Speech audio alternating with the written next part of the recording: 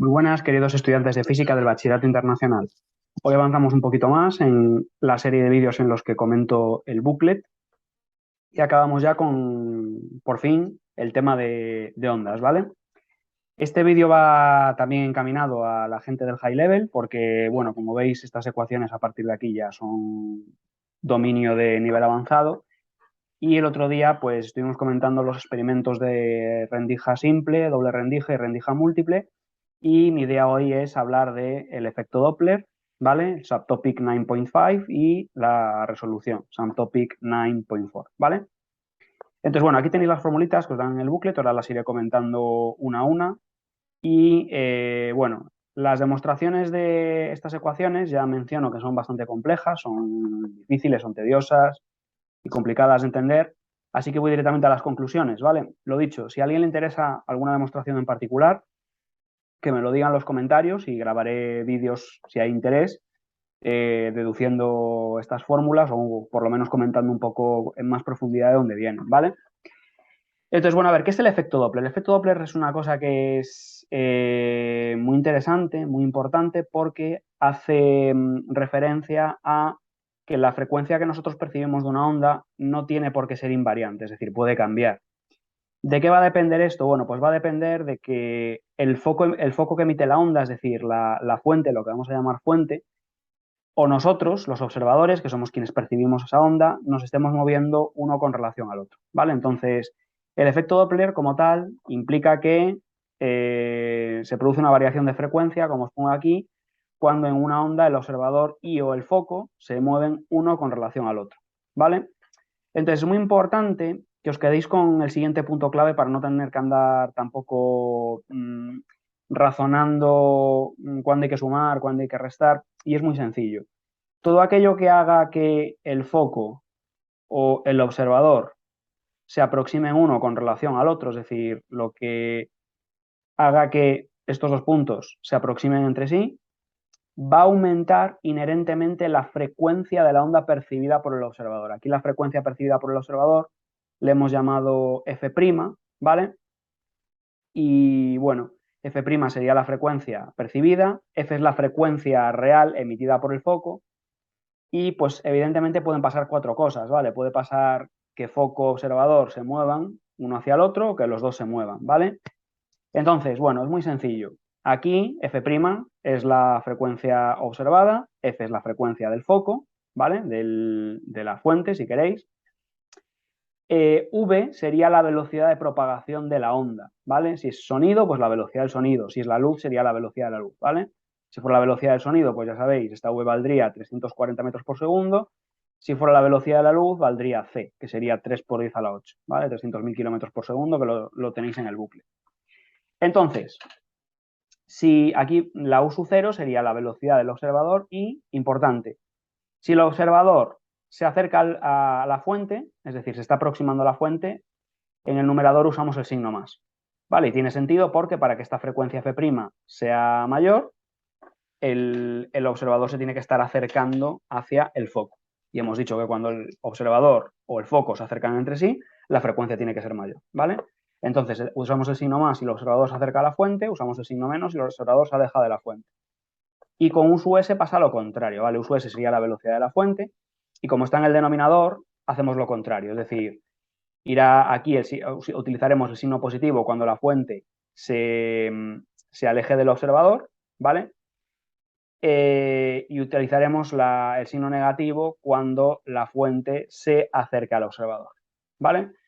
Entonces, por supuesto, alguna de estas velocidades puede ser cero, ¿vale? Y si alguna de las velocidades es cero, recuperaríamos las fórmulas que tenéis aquí en el bucle, ¿vale? Fijaos que aquí distinguen entre las dos. Aquí pone moving source, que es cuando solo se mueve la fuente, es decir, cuando VO es cero o U sub O es cero. Y moving observer, que es cuando solo se mueve el observador, es decir, cuando U sub S es cero. Yo lo que he hecho aquí realmente, si os fijáis, es combinar ya las dos en una única fórmula, ¿vale? Que me parece más sencillo de recordar, más práctico. Bueno, en realidad no lo tenéis que recordar porque os lo dan en el booklet, pero de cara a empaquetarlo es mucho más cómodo, ¿vale? Entonces, ejemplos prácticos que nos van a ayudar a recordar todo esto. Por ejemplo, una sirena cuando viene una ambulancia, ¿vale? Y esa ambulancia se acerca a nosotros, o nosotros nos acercamos a la ambulancia si está parada, o los dos nos acercamos mutuamente entre sí. Imagino que lo habréis experimentado, ¿no? Cuando nos acercamos a una ambulancia, la frecuencia del sonido, que ya es un sonido bastante molesto de por sí, se vuelve mucho más aguda. Vimos el nino, nino, nino, pues ese nino, nino, nino, que percibimos con más intensidad, en realidad lo que está ocurriendo es que percibimos mayor frecuencia, ¿vale? Entonces, cuando fuente y observador se acercan en una onda sonora, aumenta la frecuencia del sonido, es decir, el sonido se vuelve más agudo, ¿vale? Como os pongo aquí. También sucede para la luz, muy importante, y esto tendrá una repercusión práctica más adelante cuando hablemos de cosmología. En el caso de la luz, si el foco o el observador se acercan entre sí, existe lo que se llama un corrimiento hacia el azul, es decir, aumenta la frecuencia de la radiación y, como posteriormente comentaremos, mayor frecuencia está implicado con ondas más energéticas, más hacia el azul, violeta, etcétera, etcétera, ¿vale? Y al revés, cuando foco o observador se alejan entre sí, existe lo que se conoce como corrimiento hacia el rojo, es decir, hacia frecuencias menores o menor energía, ¿vale? Entonces, bueno, no me quiero adelantar mucho, pero esto es importante, ¿vale? Porque cuando hablemos de cosmología en próximos temas, la cosmología es lo último que tocaremos, os comentaré que a este corrimiento al rojo, que se le llama Z, va a ser importante para poder determinar a qué velocidad se aleja una galaxia, ¿vale?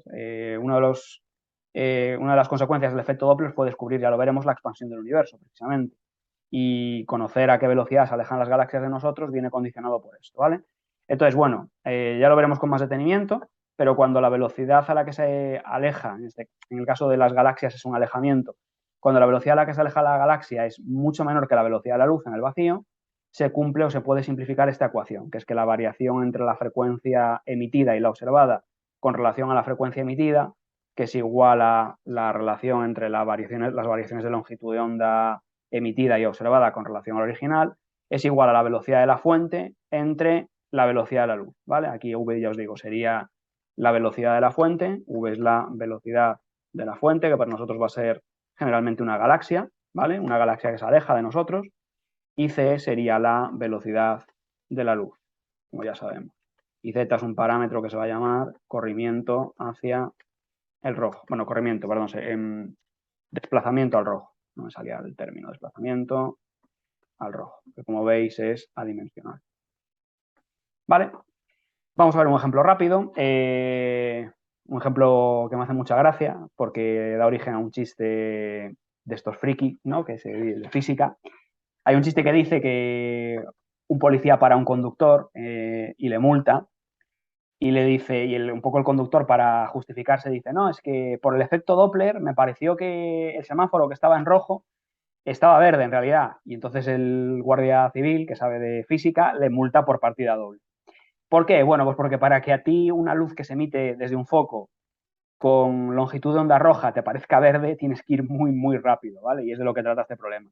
Nos pregunta, ¿a qué velocidad deberá cruzar un coche un semáforo para que la luz roja emitida por el semáforo, que está en reposo, de 6,2 por 10 a la menos 5 centímetros de longitud de onda, le parezca verde, de 5,4 por 10 a la menos 5 centímetros de longitud de onda?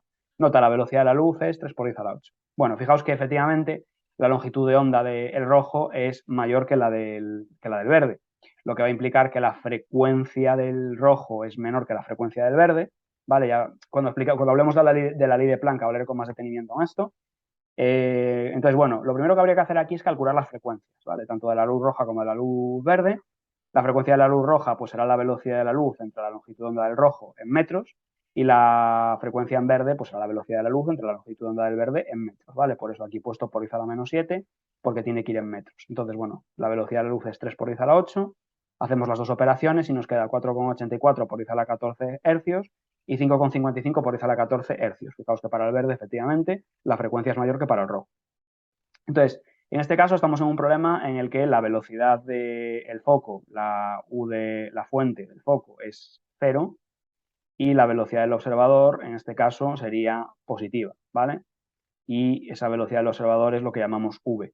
En este caso, la velocidad de la onda, lo que en la fórmula original llamábamos V, es precisamente la velocidad de la luz. Entonces nos quedaría esta formulita, que es que la frecuencia del verde es igual a la del rojo por C más V entre C. Si de aquí despejamos V, que sería la velocidad del coche, del observador, nos quedará que V es C por la, digamos, C por la frecuencia del verde entre la del rojo menos 1. Y eso pues aproximadamente es un 14,7% de la velocidad de la luz, que es mucha velocidad, ¿vale? 4,4 por 10 a la 7 metros por segundo si lo pasamos al sistema internacional. Bueno, un ejemplo para que veáis cómo se aplica esto, simplemente. Pasamos ahora a el poder de resolución de un aparato, lo que llamamos la resolvancia. Bueno, no me voy a enrollar mucho porque esto es complejo, pero básicamente tenéis que quedaros con la idea de que cuando tenemos una red de difracción, como las que estudiamos el otro día, esas redes de difracción se pueden utilizar para distinguir posiciones de dos objetos, ¿vale? Entonces, la capacidad que va a tener una red de difracción para poder distinguir estos objetos, estas, digamos, estas diferencias de longitud de onda entre dos objetos, va a depender de un concepto que se llama resolvancia, ¿vale? Que a su vez va a depender del número de rendijas que hay en la red y del orden de difracción con el que estemos trabajando, ¿vale? Al final, ahora lo vamos a ver a continuación, tiene que haber una separación mínima entre los dos máximos o entre los dos mínimos de las dos longitudes de onda captadas para que el aparato la pueda diferenciar, ¿vale? Y ese aparato podría ser nuestro ojo, por ejemplo, podría ser un telescopio, un microscopio, ¿vale? Cualquier cosa. La cosa es que esta resolvancia, que es un número adimensional, nos da la relación entre la longitud de onda observada, la diferencia mínima de longitudes de onda que podemos captar, que generalmente es lo que vamos a querer calcular, el orden de difracción, que es la m, y el número de rendijas que hay en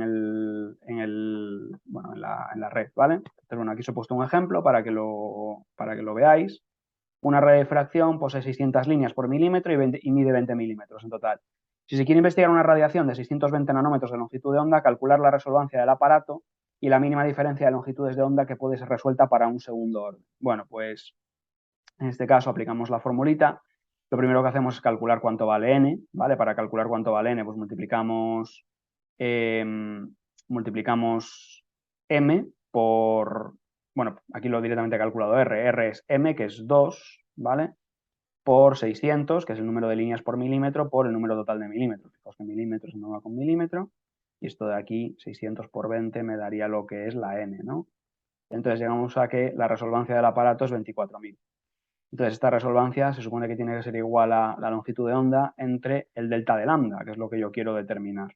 Vale, entonces si despejamos aquí delta de lambda, pues queda una resolvancia de 0,026, o sea, perdón, una diferencia de longitud de onda de 0,026 nanómetros, ¿vale? O sea, que este aparato podría distinguir entre dos ondas que estén separadas por una longitud de onda de 0,026 nanómetros, que es muy poquito, ¿vale?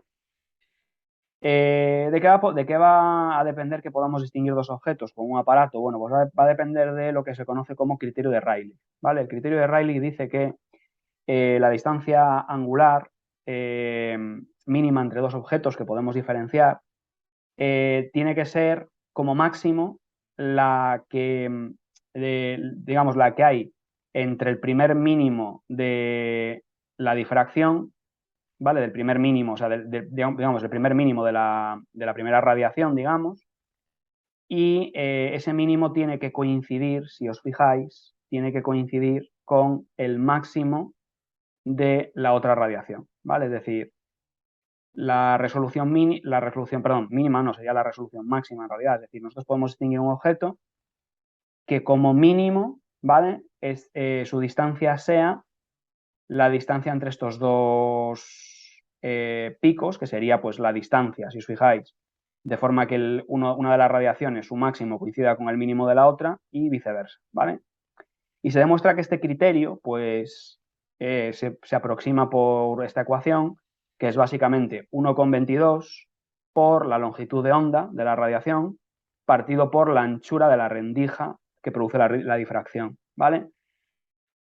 Entonces, si la resolución del aparato resulta ser mayor que esta teta, ¿vale? Vamos a llamarla esta, si queréis, teta mínima, ¿vale? Vamos a poner aquí teta mínima. Entonces, si la separación es mayor, los dos objetos podrán distinguirse, es decir, si yo tengo dos objetos que están separados por una teta que es mayor que esta teta mínima, pues los voy a poder diferenciar. Si en cambio la separación es menor, esos dos objetos se me van a confundir, ¿vale? No los voy a poder diferenciar. ¿Para qué es útil esto? Insisto, bueno, pues para telescopios, microscopios, para nuestro propio ojo, ¿vale? Nuestro propio ojo tiene un poder de resolución y cuando hay dos objetos que están muy cercanos entre sí, ya no, el ojo no los distingue, ¿vale?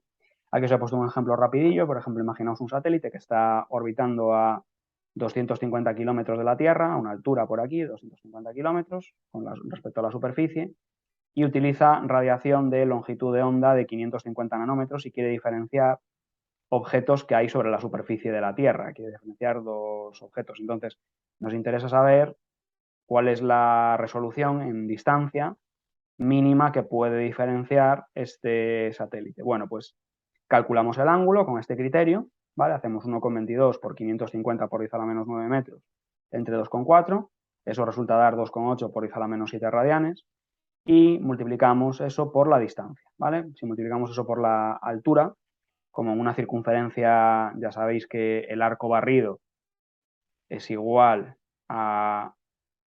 el arco barrido es igual al radio de la circunferencia por el ángulo, pues si yo multiplico aquí los 250 kilómetros, que sería como el radio de la circunferencia, por este ángulo, me da 7 por 10 a la menos 5 kilómetros. Es decir, que el satélite puede distinguir objetos que se encuentren aproximadamente a 0,07 metros, o sea, 7 centímetros. Tiene un poder de resolución muy bueno. Vale, bueno, pues lo dejamos aquí por hoy. Es complejo el detalle de estas fórmulas, ¿vale? Entonces, bueno, si a alguien le interesa, que me lo diga y las comentamos con mayor profundidad.